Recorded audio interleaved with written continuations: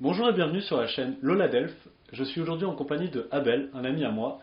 Voilà, donc pour te présenter un peu, Abel, quels sont tes prénoms, pronoms et accords et comment tu te situes sur ces questions-là? Bonjour, du coup mon prénom c'est Abel et mon pronom c'est le pronom que j'utilise c'est IL et j'utilise les accords neutres ou quand les gens ne sont pas très à l'aise avec les accords neutres ou qui savent pas s'en servir, j'utilise un mélange de masculin et de féminin.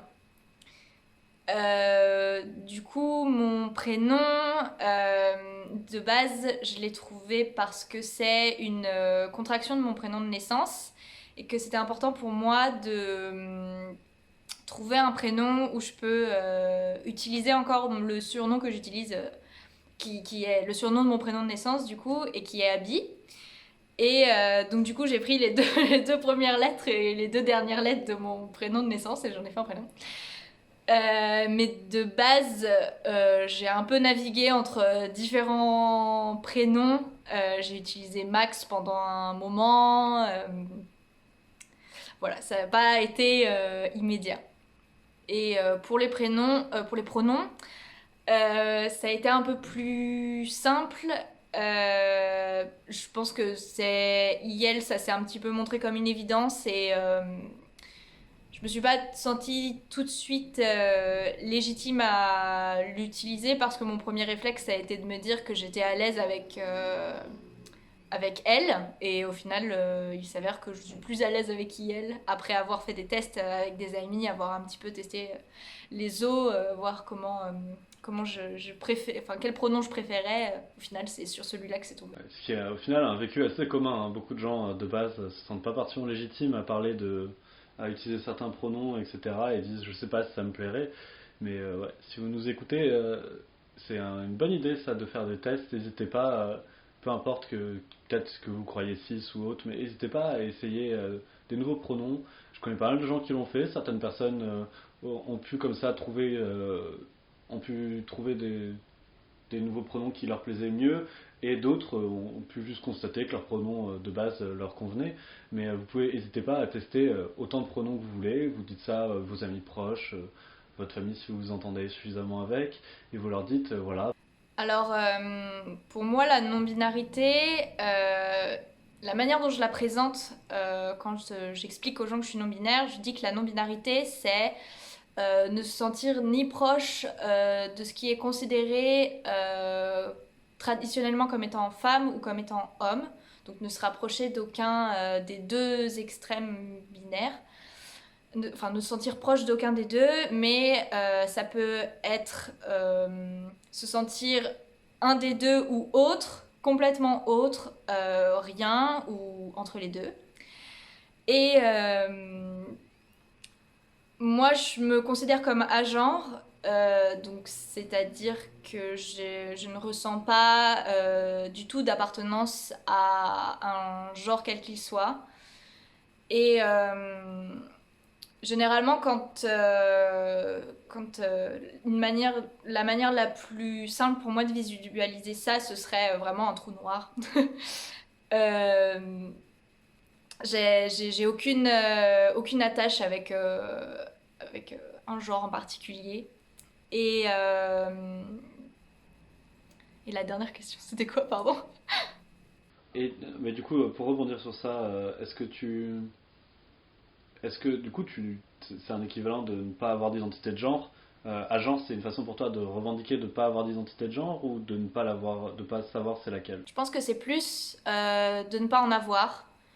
Je ne pense pas être en questionnement là-dessus.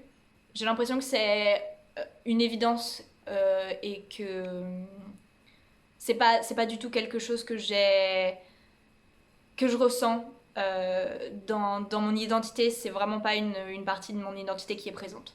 D'accord. Mais t'as pas d'identité. Du coup, c'est un équivalent, voilà. Sur ton identité de genre, tu as genre, mais est-ce que tu as quand même des ressentis de genre? Est-ce que tu as donc, tu ressens parfois de l'euphorie ou de la dysphorie de genre? Oui, oui, oui. Mais je pense que pour ma part, c'est vraiment lié à. Du coup, plus à vraiment. Mais j'ai l'impression que mes ressentis de genre se tournent surtout autour de l'expression de genre. Et c'est autour de ça que je vais... et de comment je suis perçue. Et c'est autour de ça que... c'est ça qui est fluide pour moi, en fait. C'est mes envies d'expression et de comment... de passing de genre. Et... et c'est ça qui va me provoquer de l'euphorie ou de la dysphorie, mais j'ai pas l'impression que ce soit en soi rattaché à mon genre. Est-ce que tu t'es toujours identifié de cette façon-là ou est-ce que tu es passé par d'autres identités? Oui. Alors, je pense, je pense que pendant un moment j'étais très cis. Euh, je pense que c'est vraiment un moment dans ma vie où être une j'ai vraiment fait une différence entre l'identité de fille mineure et l'identité de femme. Et ça a été au moment où j'ai l'impression que j'ai dû avoir cette transition identitaire que ça s'est pas fait en fait. C'est autre chose qui s'est fait. Et je pense pas que mon identité de fille mineure du coup n'était pas un peu aussi particulière, mais j'ai jamais vraiment eu l'occasion d'y réfléchir plus que ça à l'époque. Et c'est vraiment à partir du moment où j'ai dû réfléchir à ce que c'était être une femme adulte que ça a changé. Mais je pense quand même que pendant un moment, j'étais vraiment attachée au fait d'être une fille. Et c'est pas du tout quelque chose qui, en grandissant et en me découvrant, a suivi. Voilà. Euh, Abel, est-ce que tu lis ton identité non binaire à d'autres identités? Trigger warning. Alors oui. Du coup, je pense que ma réflexion autour du passage à l'âge adulte et du changement d'identité que ça peut causer, pour ma part en particulier pour les personnes affab, c'est que j'ai été victime de comportements pédocriminels. J'ai été harcelée sexuellement quand j'étais mineure par un homme adulte, cis. Et je pense que ça a beaucoup, à l'époque, je pense que ça a beaucoup orienté ma manière, moi, de concevoir l'identité de femme. Et je pense que ça l'a beaucoup altéré et que ça l'a beaucoup forgé parce que ça a été un moment vraiment marquant dans ma vie,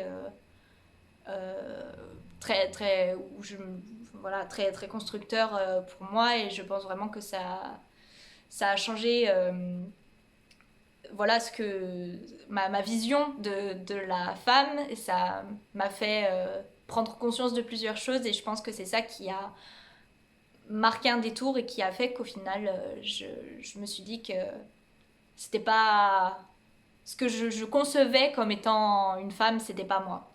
Et donc je pense que c'est un peu indissociable de mon identité en général.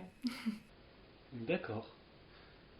Bah, merci beaucoup. Si tu veux nous en dire un peu plus sur ce que tu as vécu, si jamais tu veux parler, si tu as besoin de cet espace de parole pour expliquer ce que tu as vécu en tant que personne qui a subi des choses pédocriminelles, tu peux. L'espace est là pour toi, c'est tout à toi. Euh, Bah, j'ai quand même eu j'ai eu la chance de pas. Hmm. Je peux pas vraiment dire que j'ai eu de la chance, mais je suis tombée sur le cas typique du pédocriminel groomer sur internet et qui est tombé à un moment très vulnérable de ma vie et qui s'en est servi pour me sexualiser et m'imposer une sexualisation. Et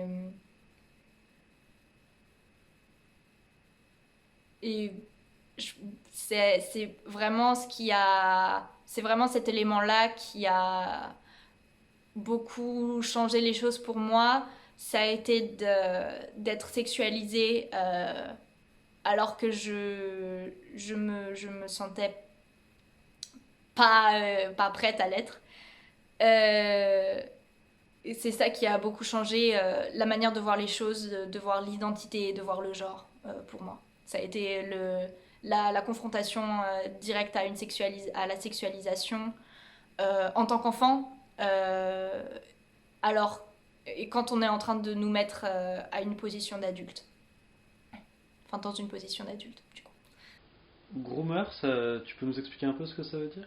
Oui, ça vient du terme anglais grooming, et c'est des personnes majeures qui entretiennent une relation avec une personne mineure enfin, qui entretiennent des rapports amicaux ou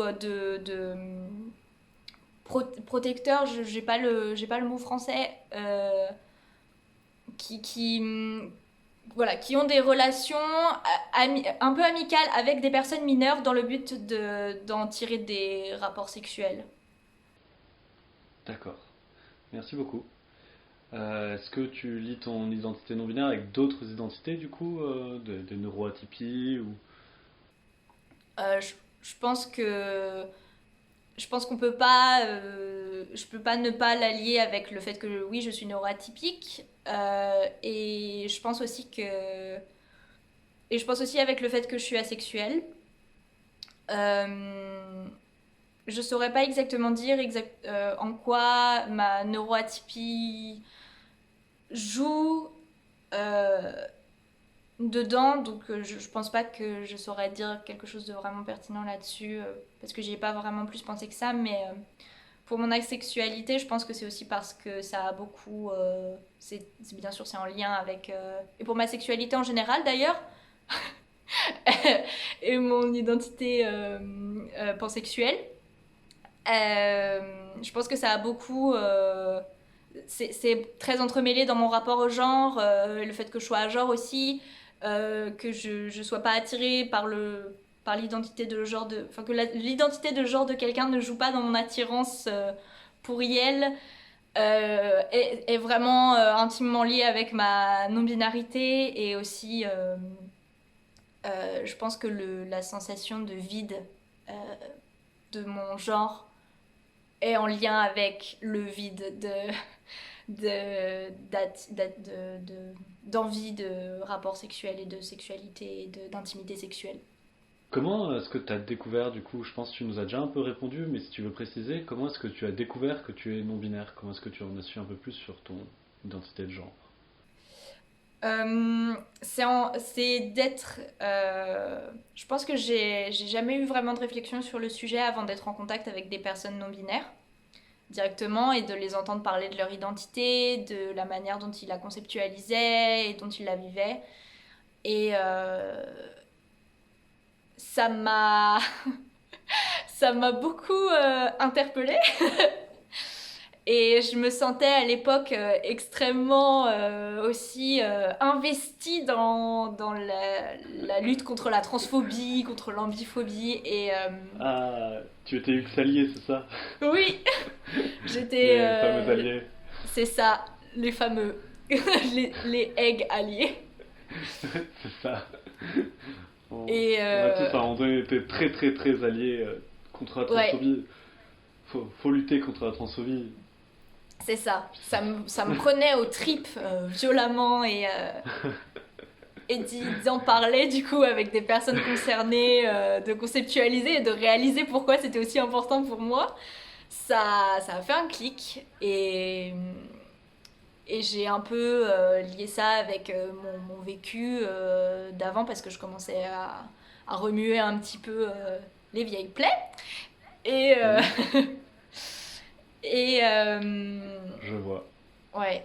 Et du coup, ça a entraîné beaucoup de questionnements. Ça m'a pris du temps avant de pouvoir poser un mot dessus. Je pense que j'ai bien mis peut-être un an avant d'oser me dire non-binaire. Ouais. Mais c'est vraiment la rencontre d'autres personnes.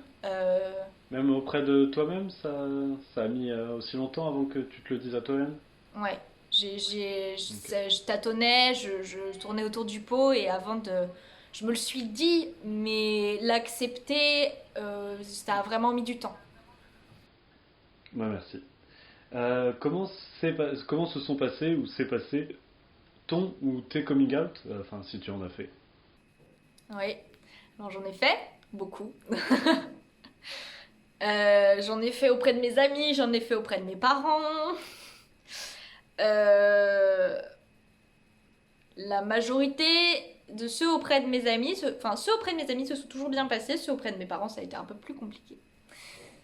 Euh, Ça a été un moment où je me sentais vraiment en confiance avec moi-même. Je pense que c'était un moment où je me sentais bien par rapport à moi-même en général et j'avais acheté mon premier binder, je m'étais coupé les cheveux courts après les avoir eu longs. C'était vraiment une période un peu d'affirmation. Et en fait, du coup, j'ai eu besoin de leur exprimer. J'habite loin de chez mes parents, j'allais les voir juste pendant cette période-là, j'ai eu besoin de leur dire. Et ça s'est pas très bien passé. Euh, je les ai pris un peu au cas par cas pour le coup. Déjà ma mère et ensuite mon père. Et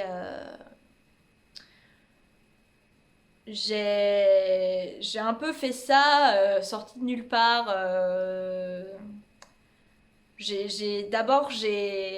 D'abord, je suis rentrée les cheveux courts et ça a été source de critiques. Euh, ouais. Et ensuite, j'ai dit à ma mère que j'avais acheté un binder, j'ai dit à quoi ça servait, donc que c'est pour compresser la poitrine. Et j'ai développé en disant que j'étais non-binaire et que maintenant c'est ça que je voulais exprimer. Et en fait, je réalise que ce n'était pas ça mon coming out à ma mère. Maintenant, maintenant que je m'en rappelle, je l'avais fait dans la voiture, je pense, un peu avant, et elle m'avait dit que j'étais son enfant et qu'elle m'aimait de toute façon. Mais je pense que le fait que ça ait un peu été effacé par la suite, c'est parce que vraiment à ce moment invalidant où, cette expérience-là où j'arrivais vraiment fière de mon identité et en fait, ouais, la critique sur les cheveux courts, le binder où elle m'a dit mais de toute façon t'as pas de poitrine de base, ça sert à rien, personne ne remarquera rien. Ouais. Et ça a été dur. Et du coup, j'ai eu un peu l'impression que c'était un, un- Ouais, et que j'avais l'impression voilà, que c'était un peu un déni ou une manière de renier le coming out que je lui avais fait il y a peu de temps en fait. Et c'était. Après le coming out, tu lui as dit, et elle t'a dit je t'aime inconditionnellement parce que t'es mon enfant. Voilà. Et à partir du moment où ça s'est concrétisé, où dans ton expression de genre, tu as montré, enfin, tu as fait une transition sociale, quoi. À partir du moment où tu as montré que les choses évoluaient vraiment, bah, on s'est bien Ça, rendu compte que ton c'est pas aussi bien inconditionnellement, il passé. était très conditionné, quoi. Ouais. Ouais. Et elle s'est excusée le lendemain. J'ai un rapport avec ma mère où Oh, je. Oui, yay! J'ai un rapport avec ma mère où je me gêne pas de lui dire quand elle dit quelque chose qui me plaît pas, donc j'ai tout de suite rebondi dessus. Je lui ai tout de suite répondu par rapport au binder par exemple que c'était pas seulement le regard des autres, mais c'était aussi important pour moi, que moi je le voyais et que c'était ça qui était important. Et que les cheveux courts c'était comme ça que je me sentais bien, etc. Et le lendemain elle s'est excusée. Et ah bon, ça oui, c'est cool.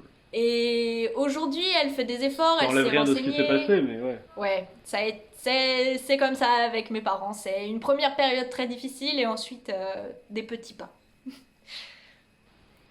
Et avec ton père, du coup? Ouais, et du coup, avec mon père, lui, j'ai un peu plus mis la forme. Je me suis assise à table, j'ai un peu tourné autour du pot, je lui ai expliqué. Et, ça s'est bien passé avec mon père. Enfin, d'abord, il a rigolé. Euh, et... Ok. Genre, comment ça, d'abord il a rigolé. Genre, tu lui as dit, D'abord, je il suis a été non-binaire un et peu qu'il en t'a fait mode une barre. ok, n'importe quoi. Et Il a cru que c'était une blague ou juste il s'est moqué? je pense qu'il a cru que c'était pas sérieux et que c'était une blague, oui. Et je lui ai dit, j'ai tout de suite, pareil, j'ai tout de suite recadré en disant que c'était pas une blague et que c'était quelque chose qui m'avait apporté aussi beaucoup de questionnements, beaucoup d'angoisse, beaucoup de peur, mais que ça me faisait me sentir mieux de l'avoir découvert. Et c'est à partir de ce moment-là où il l'a pris sérieusement, il s'est assis et on en a parlé. Il m'a même demandé quels étaient mes pronoms, j'avais jamais vu ça. Mon dieu, ton père, il savait déjà qu'il fallait te demander tes pronoms. Mais Mais, est-ce qu'il m'a demandé s'il fallait changer la manière dont on s'adressait à moi j'en oh, revenais génial, mais de pas lui-même, de quoi. lui-même. J'étais super étonnée et au final ça n'a pas duré parce que bien sûr dès le lendemain ça a été bonjour ma fille. Oh Ouais, non, l'inverse de ta mère, quoi. l'inverse. L'inverse, quoi. Terrible, oh mon dieu, mais c'est terrible. Mais Aïe, aïe, aïe. bon, L'ascenseur émotionnel dans 2 jours, quoi. dans les deux En un sens, week-end. dans les deux sens. Ouais. Et ça a été bon, je sais qu'il le sait, je sais que c'est là, et je pense juste que des fois, ça lui sort de la tête, il oublie ou il y fait pas attention, et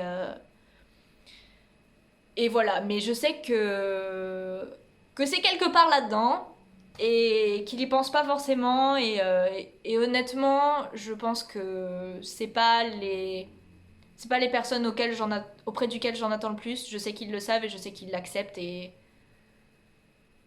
c'est le principal, et j'en attends pas plus. Ok, ok. Et t'es coming out du coup auprès de tes amis, etc. Raconte-nous un peu ceux qui se sont particulièrement bien passés. Du coup, ça fait du bien d'entendre aussi ça, vu Oui. que ça s'est bien passé. Donc, comment tu as fait? Alors, je pense qu'à chaque fois, je l'ai fait par message. Parce que c'est plus confortable et ça me fait moins peur. Et à chaque fois, ça s'est bien passé. Je m'y prends un peu comme un manche, c'est-à-dire que déjà, je sème les graines. Je regarde si ils remarquent, s'ils vont choper le truc d'eux-mêmes, et si ça arrive pas, enfin les fois où c'est pas arrivé, j'ai fait un coming out. Où j'ai écrit un long message où je leur ai expliqué que j'étais non-binaire, je leur disais mon prénom, mon pronom, je leur disais aussi que s'ils savaient pas utiliser le neutre et yel, ils pouvaient faire un mix de il et elle et un mix d'accords féminins et masculins. Euh, C'est quelque chose qui a fonctionné pour toi, ça? alors, par rapport au pronom. Ouais, parce que c'est ce que j'ai dit moi de base, exactement bien avant que je rencontre pas mal d'autres personnes non binaires, mais c'est ce que j'ai demandé moi aussi aux gens autour de moi d'utiliser IL et neutre, et si jamais ils n'y arrivaient pas, bah, que il et elle, à l'époque, hein, c'est plus du tout le cas actuellement, Ouais. mais à l'époque je me disais il et elle et alterner et essayer, et ça n'a pas du tout fonctionné. Hmm. Tout ce que les gens ont entendu quand j'ai dit ça, moi c'est ah ben on peut utiliser il, et te Ouais. dire garçon, mec, monsieur, et c'était pas du tout ce que j'avais dit. Ouais. Et les gens ont retenu que ça, et ça a été genre juste horrible pour moi. Toi, ça a fonctionné ça... Alors, au départ, ça n'a pas fonctionné du tout et j'avais l'impression même que c'était un courant d'air qui passait, qui sortait de leurs oreilles. Et, Ouais, et en fait, dans le groupe d'amis duquel je parle, il y a une personne queer qui est un peu. Je savais pas à l'époque à quel point renseigner sur ces questions-là, mais je savais au moins un minimum, et qui m'a appelé il en balle, genre mitraillette de il et d'accords masculins, et c'est ça qui a un peu contrebalancé la balance des L et des accords féminins en fait, et qui a un peu fait que ça a marché et que ça a pris. Et je pense qu'au final, si mes amis savent pas prendre le IL mais qui m'appellent il, c'est déjà une assez grande démonstration de subversion de mon genre assigné à la naissance pour que ça m'aille. d'accord. Ah bah, bon, chouette. Ouais, je comprends, c'est un peu le fonctionnement. Du coup, comment est-ce que tu gères avec ta famille? Euh, Bah, comme du coup je le disais un peu tout à l'heure, j'en attends pas énormément d'eux. Je pense que. Je, je pense mine de rien, même malgré s'ils acceptent, je pense que ça reste assez compliqué pour eux et j'ai pas envie de me battre avec eux sur ça. Euh, donc, euh, donc oui, à part avec. À part. Pour moi, j'en attends vraiment pas d'eux et je le vois pas comme quelque chose d'invalidant si mes genres ou si ou des trucs comme ça. Je sais qu'ils le savent, je sais qu'ils acceptent et qu'ils savent juste pas faire avec et qu'ils savent pas. Et pour tes relations, un peu, ça se passe comment? Genre, est-ce que tu leur parles un peu de tes adelphes? Est-ce que tu leur dis Oui, oui, je leur en parle. Je leur parle assez ouvertement de non-binarité en général et de personnes non-binaires en utilisant les bons accords, etc. Mais ouais, pour moi, ça prend pas du tout. Donc, ouais. Et genre, ils respectent genre tes relations amicales, romantiques, ils acceptent, ils sont ok là-dessus? ouais, Donc, bah, quand tu relationnes avec. ouais, je relationne avec une personne non-binaire et il l'accepte, il l'accueille chez eux, euh, il l'apprécie et pour mon partenaire, j'insiste un peu plus sur les pronoms parce que bah c'est pas mon histoire quoi donc et ils font attention des fois. Euh, mais bon C'est compliqué, ok, je c'est vois. Bon, compliqué mais bah bon merci beaucoup. voilà ouais. T'es enfant unique ou t'as. Oui, je suis enfant unique. Ok, t'as tes grands-parents, tout ça, t'as pas. Non, ok, J'essaye pas, j'essaye même pas. d'accord, je vois. C'est quoi ton rapport avec le monde du travail ou des études, école, travail, projet? Voilà, c'est quoi ton rapport avec tout ça? Alors, bah, de base, c'était assez compliqué, mon rapport avec le monde du travail en général, par rapport à ma neuroatypie. J'ai des grosses difficultés de concentration. Euh,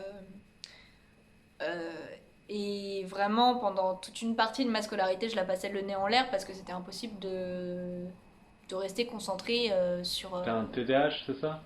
Oui. Bah, j'ai pas de diagnostic, donc voilà. Mais si ça se rapproche, voilà. Euh, Ok. et ouais, j'ai eu de grosses difficultés de concentration pendant très longtemps, de sociabilisation aussi, parce que je fais de l'anxiété sociale. J'ai aussi des troubles anxieux et ça a fait que vers les dernières années de ma scolarité dans le secondaire, j'avais vraiment du mal à y aller régulièrement. Et ça a beaucoup. C'est juste ces dernières années où j'ai la chance d'avoir pu faire des études qui me plaisent euh, dans un. Et vraiment avec au final c'est une méthode de travail qui me va, que j'arrive à prendre du plaisir et à vraiment m'y mettre. Mais il a vraiment fallu pendant bien 1 ou 2 ans que je me fasse vraiment violence pour y arriver. Mes capacités de travail, j'ai jamais vu ça. En 2 ans, là, ça a vraiment beaucoup changé. Et sinon, par rapport au monde du travail, bah, ça m'inquiète parce que j'ai l'impression que c'est absolument pas un monde dans lequel Adapté? ouais adapté, dans lequel je pourrais m'épanouir, dans lequel je pourrais vivre vraiment réellement. Euh, et Et au final, je pense que c'est pas un monde dans lequel je me sens d'être out. Euh, Peu importe la raison l'identité à outer, c'est vraiment. J'ai fait des stages professionnels dans le métier pour lequel je suis en train de faire des études et ça a été traumatisant. Donc Ok, c'est bah, bon vraiment. courage. Merci. Je croise les doigts, les pieds, les fesses, tout. Je comprends. Est-ce que t'as eu un rapport un peu particulier ou pas? Est-ce que le confinement a accentué ça ou comment est-ce que t'as vécu un peu toute cette période-là qui était quand même pas mal compliquée? Ouais, alors personnellement, je pense que j'ai eu beaucoup de chance parce que euh, j'ai pas de besoin vraiment d'avoir de changement d'environnement et de sortir. Même je me plais pas mal à l'intérieur. Et au final, avoir un cercle social très restreint et vraiment pouvoir compter au compte-gouttes mes interactions sociales qui me prenaient vraiment de l'énergie, je pense que ça m'a beaucoup aidé, mine de rien. Ok. Euh, Même dans ma capacité de travail et tout, je pense que j'ai vraiment pas mal évolué pendant le confinement, dans le bon sens du terme. Et je suis vraiment privilégiée par Hmm. rapport à ça. Et voilà, je m'en plains pas. Ok, bah merci. Est-ce que tu as un peu envie de nous parler de nous parler de de tes façons de relationner amicalement, amoureusement et sexuellement? Je sais que sexuellement, tu nous as un peu déjà parlé de ton asexualité. Est-ce que tu veux nous en dire un peu plus sur toutes ces questions-là? Ouais. Euh, alors, donc, je suis Ace et je me pose des questions sur l'aromantisme, enfin sur mon aromantisme du coup. Euh, et en fait, je pense que un peu avec la réflexion de l'identité non binaire, c'est rajouter sur la table tout un tas de trucs. Et notamment, et aussi par rapport à ma neuroatypie, je fais de l'anorexie. Et j'ai l'impression que je fais pas de l'anorexie mentale, c'est pas la forme d'anorexie qu'on peut reconnaître de base quand on entend anorexie. Moi, c'est que je ne ressens pas du tout de sensation de faim, ou alors vraiment pas souvent. Et à côté, je ressens un peu, parallèlement, je ressens très peu de libido. Et j'ai l'impression que avec la découverte de mon identité, l'acceptation que j'ai eue de ça, l'acceptation de ma pansexualité, c'est un peu arrivé une vague de manque de tout en fait. Et donc De manque, qu'est-ce que tu entends par manque? euh, de vide, euh, j'ai plus de sensation de faim, plus de libido, et vraiment j'ai l'impression que ma manière de ressentir les émotions a vraiment a vraiment diminué. J'ai l'impression que je les ressens vraiment de manière beaucoup moins intense, notamment les Mais que sentiments. les... Oui, pardon. Ouais, voilà. Les Non, sentiments mais justement, amoureux, oui. c'était spécifiquement sur ça, ok. Ouais. Ok, ok. Et est-ce que tu peux nous définir un peu ce que c'est pour toi, du coup, l'aromantisme et ce que c'est pour toi, ce que c'est la sexualité? Si tu veux nous expliquer un peu comment tu le définis pour toi dans ton vécu? Alors en général, je le définis pour l'aromantisme comme la sexualité, l'absence totale ou partielle de- d'envie, de rapport sexuel ou de libido ou d'attirance sexuelle ou d'attirance romantique ou de sentiments romantiques. Et pour ma part, ça se traduit en absence de libido et en absence de sentiments romantiques partiels. Euh, voilà. Et tes manières de relationner amicalement, est-ce que ta non-binarité a influé sur tes façons de relationner de manière générale avec les gens? Est-ce que t'as eu des impacts, des changements?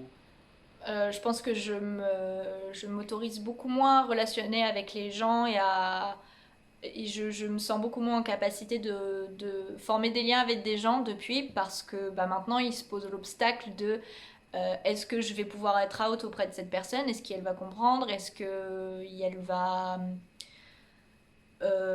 va accepter, et est-ce qu'au final est-ce que je vais faire un coming out et que ce sera oui ok bon plus tard, ou est-ce que ce sera vraiment une compréhension sincère et une envie de me rendre à l'aise. Et je pense que ça réduit énormément mes options de relations amicales. Et je note vraiment bien en tant que personne avec en plus de l'anxiété sociale, je note vraiment bien la différence entre comment je socialise dans des milieux en majorité cis et comment je socialise dans des milieux en majorité trans. Ma capacité de socialisation et de nouer des liens est vraiment très différente. Hmm. Ok.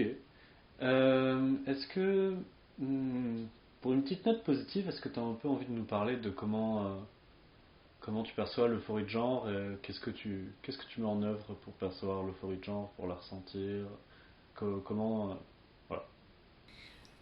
Alors, bah, du coup, pour moi, ça tourne beaucoup autour de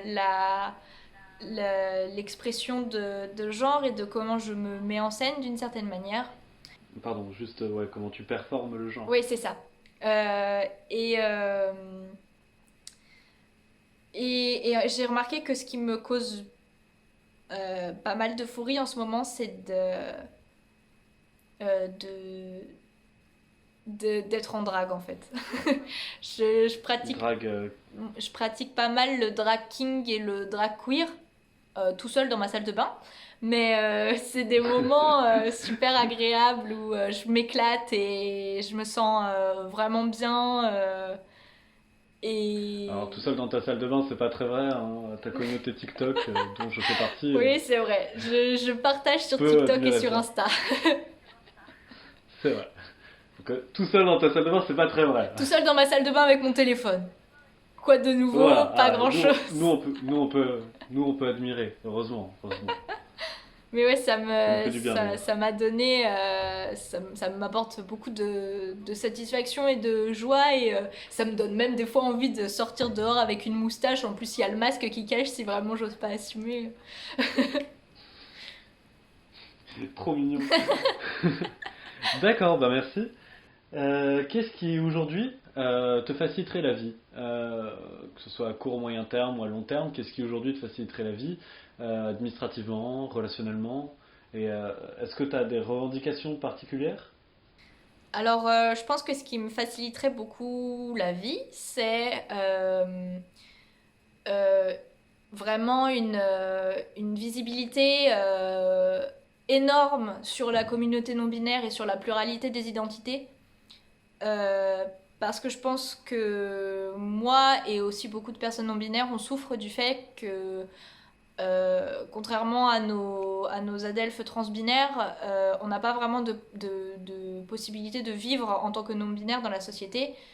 Et je pense que ce serait un énorme gain si on pouvait plus l'assumer, plus en parler, plus le vivre, et que c'était pas juste une anomalie qu'on doit expliquer et théoriser constamment.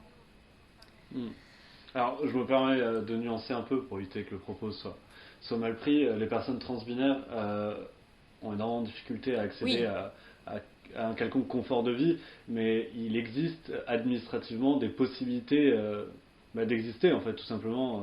voilà, Tu peux avoir monsieur ou madame, tu peux avoir des changements d'identité de genre voilà. sur les cartes d'identité, changement de prénom assez binaire. Voilà, tu as accès, même si l'accès est très compliqué et très difficile, ça existe et l'identité homme et femme binaire existe socialement. Voilà, là où Oui. nous, on n'existe pas et où les mentions légales sont très violentes. Voilà, je nuance. Voilà, non, tu fais bien, tu fais Je bien. nuance. Tout à fait. Exactement ce que tu as dit. Nos adelphes binaires se Non, mangent énormément de absolument pas violence aussi, en juste sont pas les situation mêmes. privilégiée par rapport à nous. Ça, y a pas de, hein. Mais Ouais. et puis en plus, c'est des systèmes et c'est des les changements administratifs, c'est aussi des choses auxquelles les personnes non binaires peuvent bénéficier s'ils en ont besoin, mais par exemple, pour des personnes qui vivent leur identité de manière un peu plus éloignée, vraiment du coup de la binarité, qui conceptualisent vraiment pas du tout les notions d'homme ou femme dans leur identité. Il n'y a pas vraiment de possibilité de transition administrative, par exemple. Bah, moi, par exemple, enfin, genre, je suis une personne non binaire, je suis notamment une meuf, mais genre, je suis sur un spectre de féminité, euh, mais j'ai une barbe. Si jamais je modifie sur mes papiers, euh, je vais devant énormément de violence. Ouais.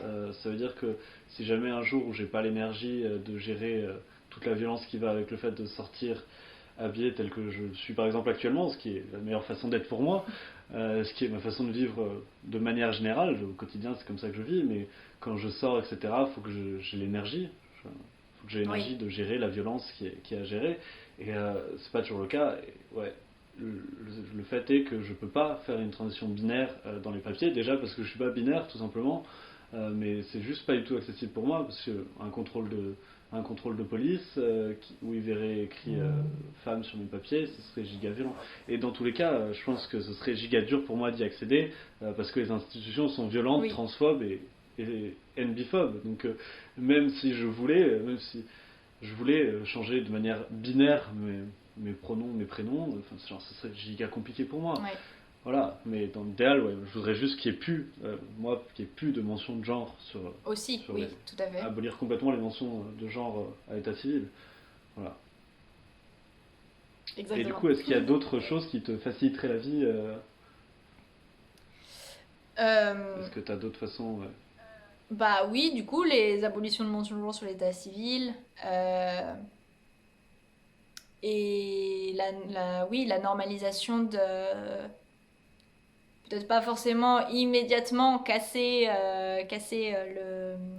la construction sociale du genre, mais au moins laisser la place pour autre chose que la binarité dans la manière dont on conçoit socialement le genre, euh, pour permettre Déjà, aux... à court et moyen terme, ouais. Voilà. Et je pense que c'est beaucoup de visibilité qui conduiront, peuvent être, enfin beaucoup de visibilité, ça peut donner ce résultat, je pense. Continuer à parler de nos vécus, ne plus invisibiliser nos identités. Ok. Quel est ton rapport au militantisme? Alors, une longue histoire. Euh, bah je me considère comme très accrochée au militantisme en général, aux discussions, à la politique. C'est aussi quelque chose de très très important pour moi. Et, mais et après des années à être fâchée sur des commentaires Facebook, je pense que vraiment aujourd'hui, le, mon rapport au militantisme, c'est vraiment une envie de partage, d'aide, d'énergie et de moyens mis en commun pour aider au mieux. Et je me suis beaucoup questionnée sur l'efficacité de telle tactique militante ou autre. Et au final, j'en viens à me dire que ce qui me semble le plus pertinent pour moi, euh, c'est de me tourner vers vraiment un militantisme dans l'entraide et dans le partage. Des personnes en situation beaucoup plus précaire, et en situation qui sont beaucoup plus dans le besoin, pour diverses raisons. Ouais, est-ce que tu te sens privilégié sur certains points, si j'ai bien compris? Oui, ouais, totalement. Bah, je suis blanc déjà. Et je suis absolument pas en situation de précarité, même si c'est compliqué avec mes parents, j'ai la chance qu'ils me soutiennent financièrement, même si je suis dépendant d'eux, du coup. Et, Mais oui, ça me donne clairement une position de privilège énorme comparée à la majorité des personnes trans et ou neuroatypiques, en sachant que le taux de précarité chez ces deux catégories sont énormes. Et, Clairement. et j'ai Oui. ouais, et j'ai de la chance, énormément de chance. Et, euh, et, et voilà. Ok, merci du coup. Autre chose à dire sur ton rapport au militantisme? Des choses dont tu voudrais parler en particulier? Ok. Et est-ce que toi tu te reconnais, est-ce que toi actuellement là tu te reconnais dans la communauté queer, communauté LGBTQIA, et la communauté non binaire? Dans ces différentes communautés, voilà, est-ce que tu te reconnais, est-ce que tu te sens visible, représenté? Alors, bah oui, je me reconnais dans la communauté. C'est aussi lié, le militantisme queer est très important pour moi et je pense que c'est ce qui m'attire le plus et ce qui m'anime le plus. Et, Hmm. je me sens très proche, oui, je me sens totalement queer, c'est aussi une manière dont je me définis. Hmm. Et aussi avec la communauté non binaire et en termes de représentation, honnêtement, je pense que je suis la personne typiquement la plus représentée de la communauté non binaire. Donc j'ai vraiment rien à dire sur le sujet, ça c'est sûr. Mais bien sûr, la communauté gagne, a tout à gagner à mettre en avant aussi énormément une pluralité. C'est aussi quelque chose de très important dans mon militantisme, c'est de revendiquer la pluralité des vécus, des identités, de la manière de les vivre, des ressentis, et de vraiment mettre l'accent sur le fait que de par nos différentes oppressions, de par nos vécus, on a énormément de différences et que c'est très important de les visibiliser toutes autant que possible et de tout en parler, de tout prendre en compte quand on théorise nos luttes et nos identités. Hmm. D'accord, bah on est bien d'accord. Euh, merci, merci en tout cas. Est-ce que tu peux nous en dire un peu plus, puisque tu as dit que ça faisait partie de tes identités, est-ce que tu peux nous en dire un peu plus sur le terme queer? Oui, alors pour moi le terme queer c'est le flou absolu. D'accord. C'est ce qui permet de dire qu'on est trans, LGBTQIA+, en général, d'une manière un peu plus courte que LGBTQIA+. Hmm. Et en même temps d'y mettre pour moi il y a vraiment dans queer une dimension politique et de revendication Hmm. particulière sur ce que ça veut dire et les attentes en tant que personne LGBTQIA+, les attentes qu'on a sur notre avenir, par rapport à nos identités, ce qu'on réclame à la société. Hmm. Et je pense que pour moi, dans la manière de voir ce terme, le côté vraiment politique et militant et plein de revendications, au final, est super important. Ok. Bah, merci beaucoup. Est-ce qu'il y a des choses que tu voudrais rajouter? Moi j'ai fini un peu ma liste de questions. Est-ce qu'il y a des choses que tu voudrais rajouter que t'as pas dit? Suivez cette chaîne, c'est important. Ok. Est-ce que tu as une petite conclusion à faire pour... Est-ce que tu as quelque chose que tu voudrais conclure? Oui, je pense que je veux dire que je, je pense que réaliser qu'on est trans ou non binaire, ça peut apporter beaucoup d'émotions conflictuelles, ça peut apporter beaucoup de joie et de libération, mais ça peut aussi mettre extrêmement en colère, rendre extrêmement triste, euh, être perdu. Et je tiens à dire que être en contact avec des personnes concernées, d'autres personnes concernées, échanger sur le sujet, euh, ça, ça fait passer cette colère et cette tristesse. Ça l'élimine pas forcément, mais ça rend les choses plus vivables et on n'est pas condamné à être triste et en colère.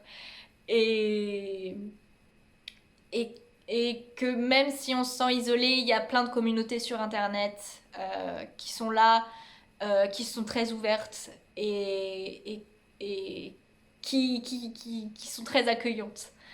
Et donc si vous vous sentez perdu, si vous êtes au début de la réalisation de votre identité et que vous vous sentez complètement démuni face à ça, c'est un c'est un passage émotionnel qui peut paraître long mais qui je pense n'est pas une finalité en soi. Hmm.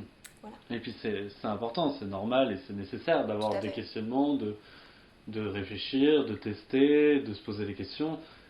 C'est sain en fait, c'est complètement normal et c'est quelque chose à normaliser quoi. Euh, Se questionner et voilà, c'est important. Voilà. Bah, merci beaucoup à toi. Pas de Du soucis. coup, c'est la fin de cette vidéo. Si vous avez aimé cette vidéo, n'hésitez pas à lâcher un petit like, à vous abonner, à partager, à faire un peu connaître cette chaîne. Voilà, ça me semble particulièrement important. Voilà. Merci aujourd'hui d'avoir écouté du coup Abel et à la prochaine. Merci à vous.